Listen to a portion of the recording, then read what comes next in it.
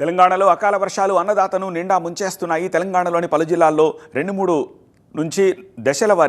రోజుల నుంచి దశల వారీగా కురుస్తున్న వర్షాలతోటి అపార నష్టం వాటిల్లుతోంది. ప్రధానంగా ఆదిలాబాద్, కరీంనగర్, మెదక్, నిర్మల్, నిజామాబాద్, వరంగల్, జగిత్యాల, మంచిర్యాల, సిద్దిపేట జిల్లాల్లో ఈదురు గాలులతో కూడిన అకాల వర్షాలు ఆగమాగం చేస్తున్నాయి.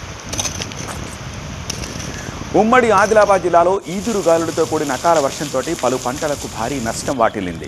నిర్మల్ జిల్లా భైన్సాలో ఈదురు గాలులు, అకాల వర్షంతో వరి, జొన్న, మొక్కజొన్న పంటలు నేల కొరిగాయి.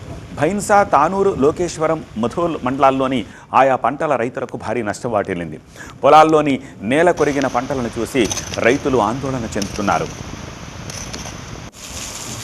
ఉమ్మడి కరీంనగర్ జిల్లాలో కూడా ఈదురుగాలులతో కూడిన అకాల వర్షాలు బీభత్సం సృష్టించాయి.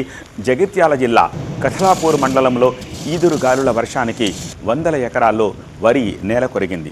చేతికొస్తున్న సమయంలో వరి పంట నేల వాలిపోవడంతో రైతులు ఆవేదన వ్యక్తం చేస్తున్నారు. భూషణరావు గ్రామంలో 6 ఎకరాల వరి పంట కింద పడిపోవడంతో ఓ రైతు కన్నీళ్లు పెట్టుకున్నాడు.